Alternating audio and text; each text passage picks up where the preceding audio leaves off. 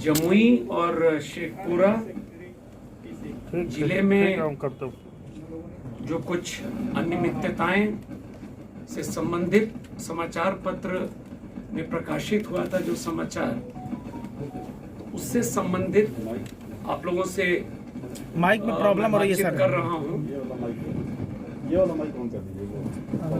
मैं बहुत संक्षेप में जो मुख्य बातें हैं वो मैं आप लोगों को बताना चाहूंगा। उसको इसको ऑफ कर दिए सर, इसको ऑफ कर इसको ऑफ कर दीजिए सर, ऑफ कर दिए सर, बस ऑफ कर दिए माइक सर।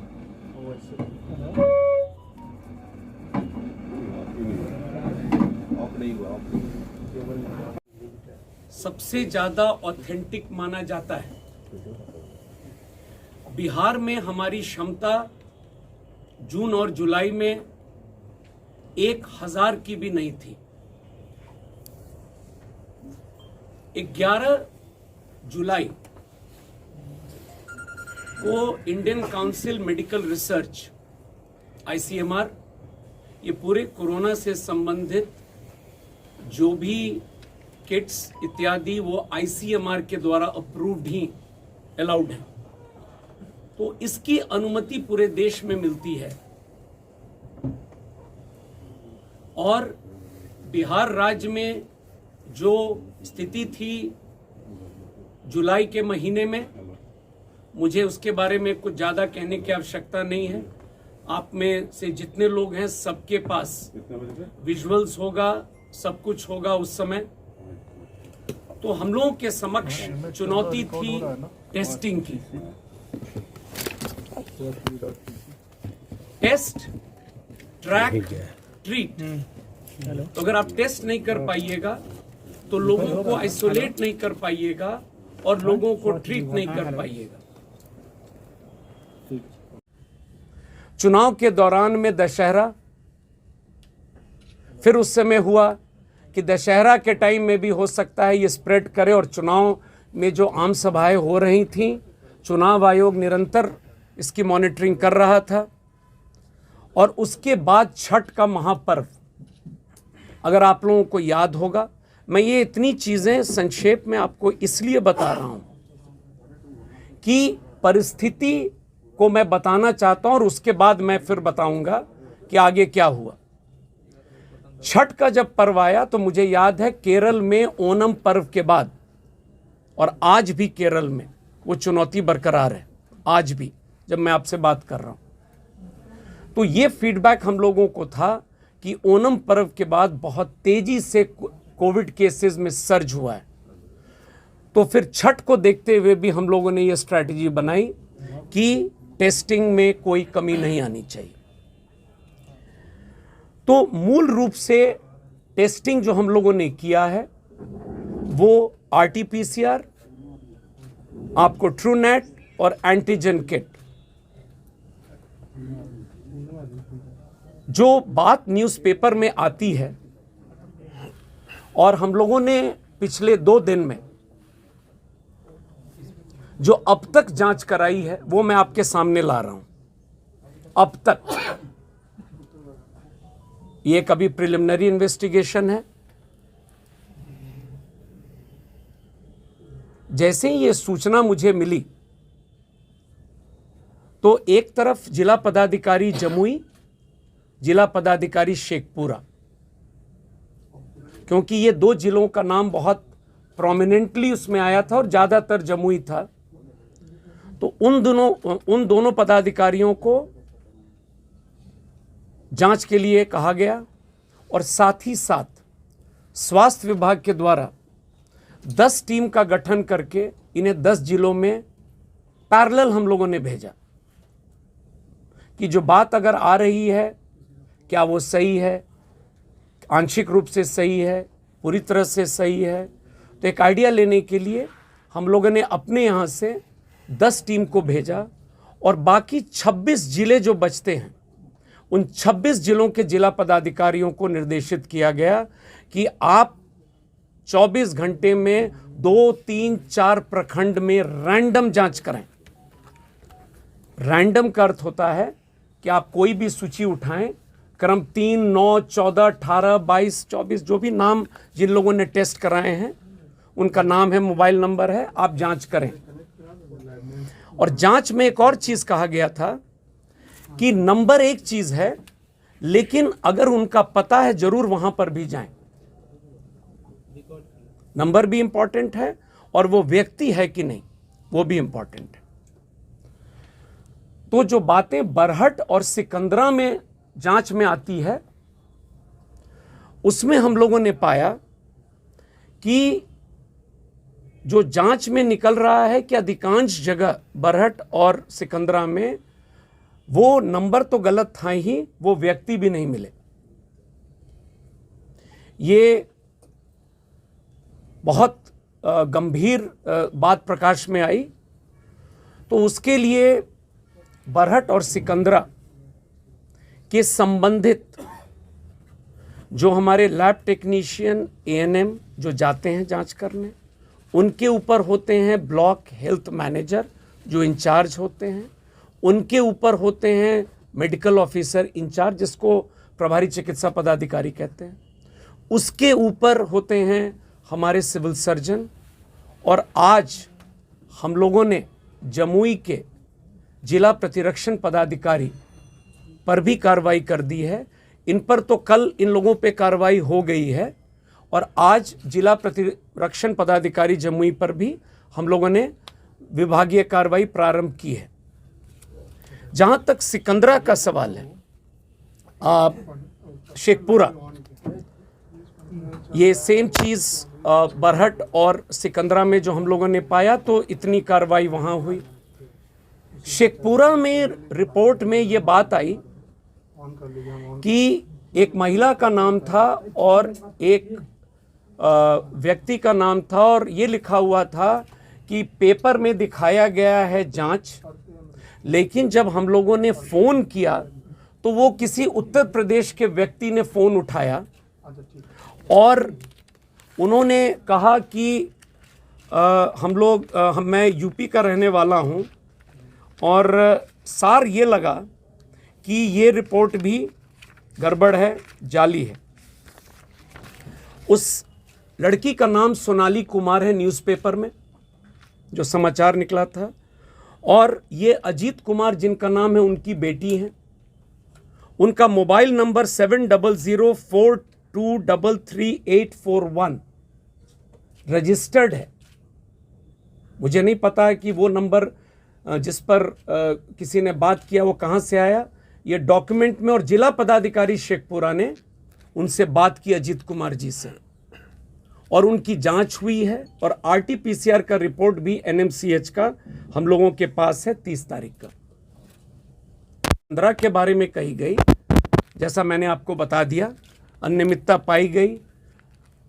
वैसी कोई अनियमितता शेखपुरा में अब तक जांच चल रहा है, परिलक्षित नहीं है। जो जिला पदाधिकारी लोगों के द्वारा जो हम लोगों ने जांच अब तक कराया है और जो रिपोर्ट मेरे पास है, जैसा कि मैंने आपको बताया, 2 से 4 प्रखंड रैंडम जांच चल रहा है और ये अभी आगे भी चलेगा। उसमें ओवरऑल जो पिक्चर इमर्ज कर रहा है उसमें 3 बातें स्पष्ट हैं। एक कि बाय एंड लार्ज व्यक्ति मिल रहे हैं, लेकिन मोबाइल नंबर बहुत जगह पे हम लोगों ने देखा है कि नंबर किसी और का है। नंबर में कई जगह 000 करके, चूंकि 10 डिजिट आपको लिखना है, वो लिखा हुआ है। तो जैसा मैंने कहा, हम लोगों ने इसीलिए फिजिकल जांच के लिए कहा था कि आप गांव जाएं, पता लगाएं। अररिया जिले के फारबिसगंज में और अररिया में ये जांच में ये बात आई है कि व्यक्ति तो मिल गए, लेकिन संख्या इस तरह के मोबाइल नंबर की थोड़ी ज्यादा है। जहां 000 लिखा हुआ है, कई जगह एएनएम का नंबर लिखा हुआ है 20, कई जगह लैब टेक्नीशियन का नंबर लिखा हुआ है जो होना नहीं चाहिए था। तो आज अररिया और फारबिसगंज के जो प्रभारी पदाधिकारी हैं, अनुमंडलीय पदाधिकारी हैं अस्पताल के और सिविल सर्जन से स्पष्टीकरण पूछा गया एक्सप्लेन करने के लिए, क्योंकि व्यक्ति हैं इसलिए जांच हुआ है, लेकिन नंबर क्यों इस तरह से है उसके लिए उनसे स्पष्टीकरण पूछा गया है। और शिवहर जिले में एक प्रखंड है पूर्णैया, वहां पर भी 30-40 लोगों का इस तरह का मामला प्रकाश में मिला है जांच में। इसके अलावा अभी तक बाय एंड लार्ज जो फिजिकल टेस्ट हैं वो क्लियर हैं। अगर 100 लोगों का जांच हुआ है रैंडम, तो 3-4 लोगों का मोबाइल नंबर स्विच ऑफ मिलता है। 3-4 लोगों का नंबर है, अगर वो फादर हैं तो उन्हीं के नाम से परिवार के लोगों का है, 6 लोगों का, 7 लोगों का है। तो जैसा कि मैंने बताया कि ये कंटिन्यूअस हम लोग रैंडम वेरिफिकेशन कर रहे हैं परसों से, और अब तक ओवरऑल जो बरहट और सिकंदरा में स्थिति मिली है वैसी स्थिति कहीं भी पूरे बिहार में नहीं मिली है। सेकंड, पूर्णैया में जो मैंने बताया 40-50 नाम इस प्रकार के, और अररिया और फारबिसगंज में वहाँ व्यक्ति मिल गए हैं। बरहट और सिकंदरा में वो व्यक्ति भी नहीं थे, इसलिए वहाँ पर हम लोगों ने इतनी सख्ती से कार्रवाई की है। मैं आप सभी लोगों के माध्यम से एक चीज़ और कह देता हूँ कि अगर आने वाले दिनों में जांच में अगर ये जैसा मैंने बताया अभी ये सब चल रहा है और इस तरह के कहीं कोई मामले आएंगे, तो जिस तरह से हम लोगों ने कार्रवाई की है जमुई में, पूरी सख्ती से कार्रवाई हम लोग करेंगे।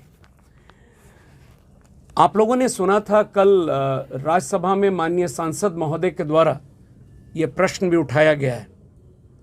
हम लोगों ने अपना उत्तर कल शाम में हम लोगों ने भेज दिया है भारत सरकार को, और डिटेल्ड रिपोर्ट हम लोगों ने अपना उनको भेज भी दिया है जो तथ्य जांच में आए हैं ओवरऑल बिहार के।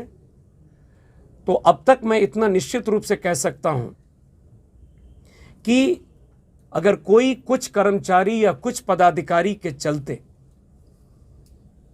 इतने बड़े राज्य में और उनके द्वारा कुछ गलती हुई है जिसके लिए उन्हें दंडित किया गया है, उसके चलते पूरे राज्य के इतने बड़े एक्सरसाइज पर प्रश्न चिन्ह नहीं लगाया जा सकता है। सभी स्वास्थ्य कर्मियों ने अपनी जान की बाजी लगाकर कोरोना के टाइम में बिहार में काम किया है, और आप सब लोग अवगत हैं क्या परिस्थिति थी बिहार में, सब लोग जानते हैं। और आज रिजल्ट क्या है वो भी आपके सामने है। प्रोसेस और रिजल्ट, प्रोसेस ठीक होना चाहिए, रिजल्ट ठीक होना चाहिए। लेकिन जमुई में हम लोगों ने बरहट और सिकंदरा में देखा प्रोसेस गलत, रिजल्ट गलत। लेकिन जहां रिजल्ट ठीक है, जहां उस व्यक्ति ने टेस्टिंग कराई है, उसको यह कहना कि गलत है और ये आंकड़े गलत हैं, मैं इसको नहीं मानता हूं। और ये पूरे स्वास्थ्य कर्मियों जो कोरोना वॉरियर्स के द्वारा जो अपनी जान की बाजी पर इन लोगों ने काम किया है, कई लोग ने अपनी जान तक दी है, उन लोगों के कार्यशैली पर प्रश्न नहीं लग सकता है। आज बिहार देश में कहां पर है, रिजल्ट बताता है। आज मैं अगर आपसे डायरेक्टली बात कर रहा हूं, कोरोना समाप्त नहीं हुआ है, वो भी आप जाकर पता लगा सकते हैं। और मैं तो आपके माध्यम से अनुरोध कर रहा हूं, अगर बरहट या सिकंदरा जैसी कोई सूचना अगर आपके पास है तो आप हम लोगों को दें। मीडिया कर्मियों ने बहुत मदद किया इस पूरी लड़ाई में। आप लोग भी बाहर निकल कर घूमे, आप लोग भी तो टेस्टिंग देख रहे थे इलेक्शंस के टाइम में। देश भर के मीडिया कर्मी बिहार में घूम रहे थे। ये बात उस समय क्यों नहीं आई? मैं सिर्फ इतना ही कहना चाहता हूं कि अगर कुछ लोग गलत किए हैं, उन पर पूरी सख्ती से हम लोग कार्रवाई किए हैं और करेंगे चिन्हित होने पर। लेकिन उसके चलते पूरे राज्य में जो हमारे विभाग के कर्मियों ने मेहनत किया है, हमारे डॉक्टर्स ने मेहनत किया है, ये मामूली काम नहीं हुआ है कि आज हमारा रिकवरी रेट आपके सामने है, हमारे कोरोना केसेस आपके सामने हैं, वो तो कोई नहीं छिपा सकता है।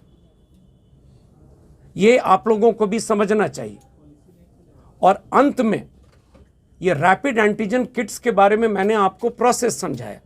मैं अनुरोध करूंगा प्रदीप झा जी से, मेरे बगल में एमडी हैं बिहार मेडिकल कॉरपोरेशन के, वो आपको बताएंगे कि पूरे इस रैपिड एंटीजन किट्स की प्रक्रिया क्या थी, कैसे लिया गया और उसको हम लोग कैसे जिलों में पहुंचाए हैं।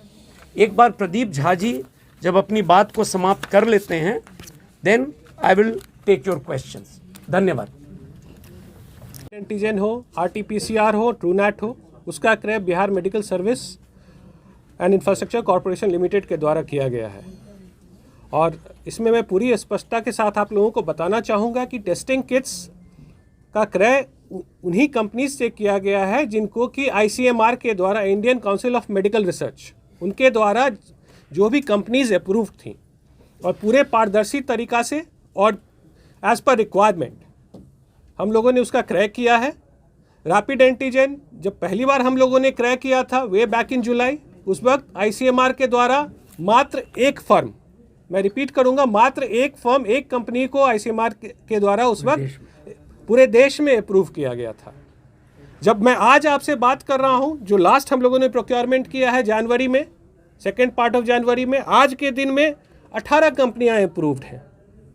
हम लोगों ने चरणवार तरीके से as per requirement, as per demand हम लोगों ने पूरा प्रोक्योरमेंट किया है, ना सिर्फ रैपिड एंटीजन किट का, बाकी अन्य जो किट्स हैं, कंज्यूमेबल्स हैं, मेडिसिन्स हैं, और सभी प्रोक्योरमेंट को हम लोगों ने इनिशियली जब मात्र एक या दो ही कंपनीज अप्रूव्ड थी तो उन्हीं दो से कोटेशन के माध्यम से, उसके बाद में जब ये जेम पे गवर्नमेंट ई मार्केट प्लेस, जैसा कि आप सभी अवगत हैं कि गवर्नमेंट ई मार्केट प्लेस एक प्लेटफॉर्म है जिसके माध्यम से भी आप प्रोक्योरमेंट करते हैं और यह एक पूरी प्रक्रिया को अपना करके किया जाता है। हम लोगों ने मोस्ट प्रोक्योरमेंट, इनफैक्ट जब जो भी सामग्री जेम पर उपलब्ध था उनका सिर्फ जेम से ही प्रोक्योरमेंट किया है, और जितनी कंपनियां उस पर रजिस्टर्ड थी, इच्छुक थी पार्टिसिपेट करने के लिए, उन्होंने पार्टिसिपेट किया है। और कुल मिलाकर के हम लोगों ने रैपिड एंटीजन का जो क्रय किया है उसमें 6 से ज़्यादा कंपनियां हैं जिनसे कि हम लोगों ने ये सप्लाई प्राप्त किया है। तो पूरी प्रक्रिया को लेकर के हम शुरू से ही बहुत ही ट्रांसपेरेंट रहे हैं और सारी जानकारी को हम लोगों ने पब्लिक डोमेन में डाला हुआ है। पूरा जो हमारा कोरोना का प्रोक्योरमेंट हम लोगों ने किया है वो बिहार मेडिकल सर्विस कॉरपोरेशन का वेबसाइट है, उस पर हम लोगों ने उसको प्रोएक्टिवली डिक्लेयर किया हुआ है। वह एक डायनेमिक लिस्ट है। हम आज जो प्रोक्योरमेंट करेंगे उसको भी अपडेट करेंगे और भविष्य में भी जो क्रय होने वाला है उसको भी हम लोग उस पर अपडेट करते जा रहे हैं। आप हमारे वेबसाइट पर जा सकते हैं और वहाँ पर हम लोगों ने कोविड-19 डिटेल्स डाल करके उसको डाला हुआ है, उससे आप सारी जानकारी को प्राप्त कर सकते हैं। बहुत ही डिटेल्ड लिस्ट है, करीब 16-18 पन्ने में है, और आगे जब भी हम लोग क्रैक करते रहेंगे तो संख्या बढ़ती चली जाएगी। बहुत बहुत धन्यवाद। प्रदीप झा जी से जानना चाहेंगे,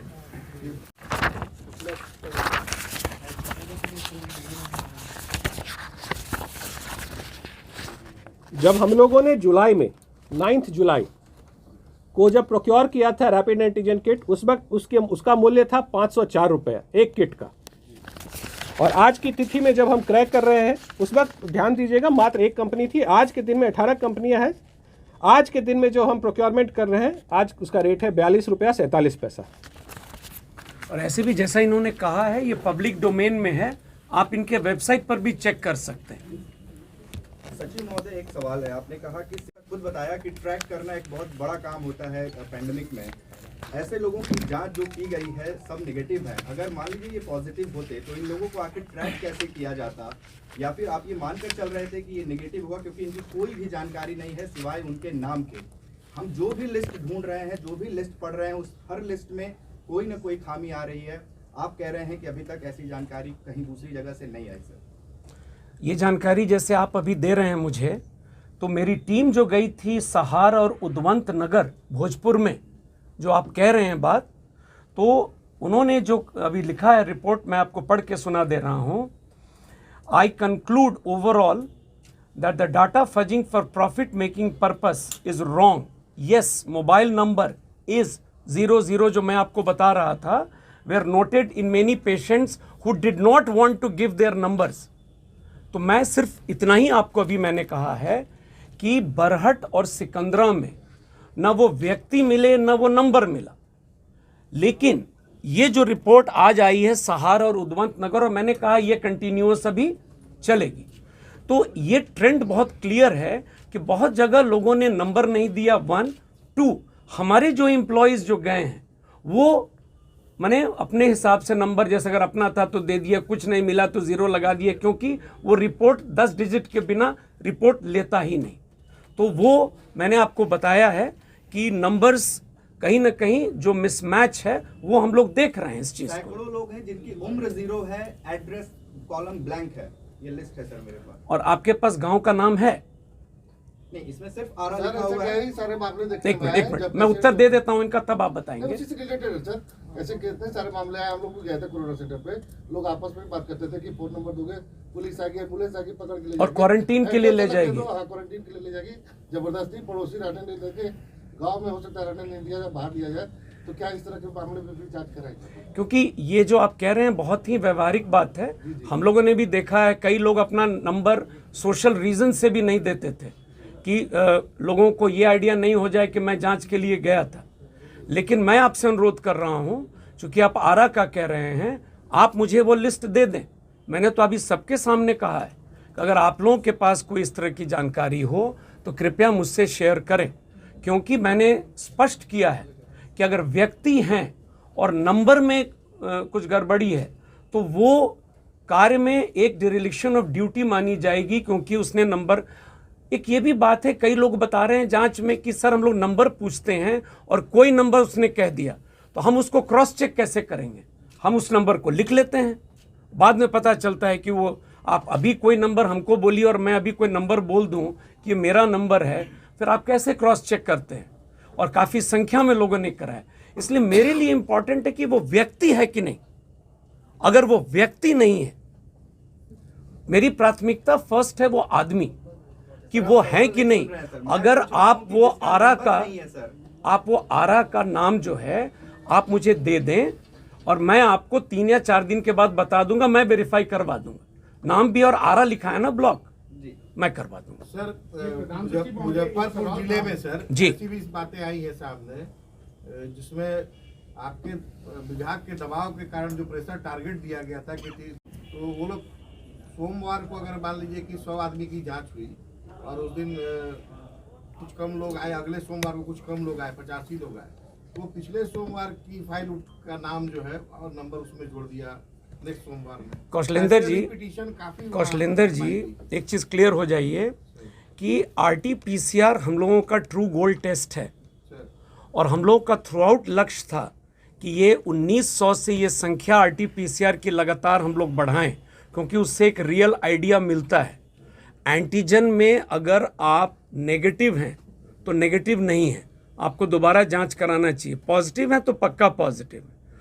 तो टारगेट दिया गया था RT-PCR के लिए, न कि एंटीजन के लिए। पॉइंट 1। पॉइंट 2, जो समीक्षा होती थी RT-PCR के समीक्षा में मेडिकल कॉलेजेस का लैब में प्रॉब्लम का नहीं होना, 6 बजे के पहले सैंपल का आना, ताकि लोग काम करें। अगर RT-PCR का प्रॉपर फिगर नहीं आता, उससे एक आइडिया मिलता है जिले का ओवरऑल, जैसे पटना की पॉजिटिविटी रेट क्या थी, मुजफ्फरपुर की। एंटीजन किट से एक आइडिया मिलता है क्षेत्र का, लेकिन पॉजिटिविटी रेट से एक आइडिया मिलता है RT-PCR या TrueNat के थ्रू। इसलिए टारगेट हमेशा RT-PCR का दिया गया है। और मैं आ रहा हूँ तीसरी बात पे, कोई टारगेट के चलते गलती करे या मैं गलती करूं, वो अक्षम्य है। Any other question? प्रधान सचिव महोदय, एक सवाल है जी कि आपके यहाँ RT-PCR और एंटीजन टेस्ट का रेशियो क्या था? क्योंकि ये कहा जा रहा था बार बार चुनाव के समय, उसके पहले भी, कि बिहार में एंटीजन टेस्ट जो है एबनॉर्मली बहुत ही ज़्यादा हाई है। दूसरी बात, आपने बोला है डेटा का अभी रैंडम सैम्पलिंग के हिसाब से आप इन्वेस्टिगेशन करा रहे हैं। आपने कहा मीडिया भी जाके इन्वेस्टिगेट कर सकती है। तो are you contemplating to put all the data in the public domain, की कोई भी आदमी, कोई भी पत्रकार हो या कोई NGO का हो, थर्ड पार्टी हो, वो जाके उसको वेरीफाई कर सके? मनी- उससे, क्योंकि आपके पास आज तीसरा एक सवाल आ रहा है कि ये घोटाला है, अनियमितता है, तो स्वास्थ्य विभाग में अगर हुआ है। 3 बातें आपने कही। मैं फर्स्ट पॉइंट से आऊं। पब्लिक डोमेन में आपको भी पता है this names can not come. Secrecy की बात है। उस समय आइडेंटिटी आप डिस्क्लोज नहीं कर सकते थे कोविड टेस्टेड लोगों के नाम, ये आप भी जानते हैं। So it can not come in public domain. उस समय अगर आपको पता होगा कोविड पेशेंट्स के फोटोग्राफ भी अलाउड नहीं थे। Coming to the second point, ये आपका परसेप्शन है कि अगर कोई इस तरह की अनियमितता हुई है। विभाग पूरी तरह से स्वतंत्र है, क्योंकि हम लोगों का यह स्पष्ट अभिमत है कि अगर कोई कहीं अनियमितता हुई है तो वो तो जांच हम ही लोग करेंगे। अगर कोई आप जानकारी मुझे देते हैं तो मैं क्या किसी अन्य विभाग को बोलूं कि वो जांच करेंगे? क्योंकि जो टीम पूरी है, जो सिस्टम पूरा है, और अभी जैसे हम लोगों ने डीएम्स को इन्वॉल्व करके पूरा जांच कराया है 26 जिलों में। Coming to your third point, जो आपने कहा रेशियो के बारे में, ये मैंने शुरू में भी एक्सप्लेन किया ना। I am giving you the figure Manish ji, कि जो चैलेंजेस बिहार के समक्ष हैं वो हैं हमारे RT-PCR के जो टेस्टिंग फैसिलिटीज़ है। आज अथक प्रयास के बाद हम 20,000 पर पहुंचे हैं। इतने बड़े स्टेट को, unlike Tamil Nadu and UP where RT-PCR की क्षमता पहले से ही बहुत अच्छी थी, तो इतने बड़े स्टेट को क्या सिर्फ RT-PCR के हवाले करते? बाढ़ के समय जो नाव से लोग आ रहे थे उनको आप कैसे जांच करते? कंटेनमेंट जोन में लोगों को आप कैसे जांच करते? तो स्वाभाविक था कि बिहार के कंटेक्स्ट में, इलेक्शंस के कंटेक्स्ट में, दशहरा के कंटेक्स्ट में, छठ के कंटेक्स्ट में स्वाभाविक था कि आप एंटीजन का इस्तेमाल करते। The figures as on today if I have to tell you is Truenat 7,18,903, ये कल तक का मैं रिपोर्ट दे रहा हूं आपको। RT-PCR 31,37,887 और antigen 1.79 crore. This is the total test. 2,17,021।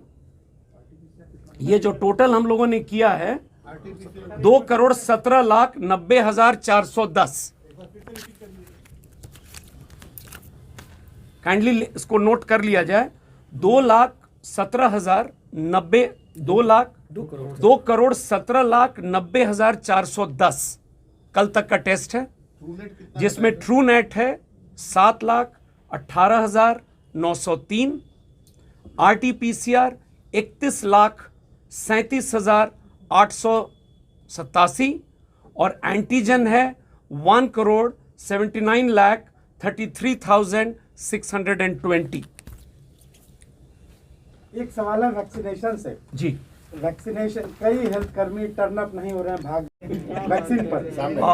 Vaccination के बारे में मैं दो ही चीज़ कहूँगा कि भारत सरकार के जो गाइडलाइंस हैं उसका पालन सभी को करना है। और ये जो 2 वैक्सीन्स बिहार में आज के दिन में हैं, कोविशील्ड और कोवैक्सिन, और जहाँ तक स्वास्थ्य कर्मियों का सवाल है तो आप भी अवगत हैं पूरे देश में बिहार प्रथम स्थान पर है जहाँ के हेल्थ कर्मियों ने इस टीका को लगाया है, और यह प्रतिशत 84 से ज़्यादा है। एक चीज़ लोगों को समझना चाहिए, उस गाइडलाइंस में ये लिखा हुआ है कि जो महिलाएं गर्भवती हैं, जो लैक्टेटिंग मदर्स हैं, जो बीमार हैं, जिनको कोविड अगर हुआ हो, इन लोगों को वैक्सीनेशन नहीं कराना है। तो हमारे कई कर्मी इस श्रेणी में भी आते हैं, और उसके बाद भी वैक्सीनेशन में बिहार, मैं हेल्थ केयर वर्कर्स की बात कर रहा हूं, अब हम लोगों ने समाप्त कर दिया आज। फर्स्ट डोज हमारा आज बिहार में समाप्त है, सेकेंड डोज शुरू। और जहां तक लोगों को लगाने का सवाल है तो मुझे खुशी हो रही है यह कहने में कि बिहार राज्य में अधिकांश district magistrates, superintendent of police, SDOs, SDPOs और मेरे विभाग में मुझे इंक्लूडेड मेरे जितने कलीग बैठे हैं सभी लोगों ने टीका को लिया है। और चूँकि आज हम अव्वल दर्जे पर हैं और मुझे विश्वास है फ्रंटलाइन वर्कर्स का अब पिकअप कर रहा है।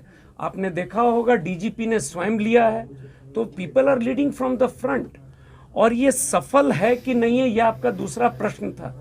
तो ये तो अब सेकेंड डोज मुझे लगेगा 20 के बाद। अभी तक जो रिजल्ट टेस्ट के आए हैं, और मुझे गर्व है अपने भारत के साइंटिस्ट पर कि जिन लोगों ने इस डोज को भारत में तैयार किया है।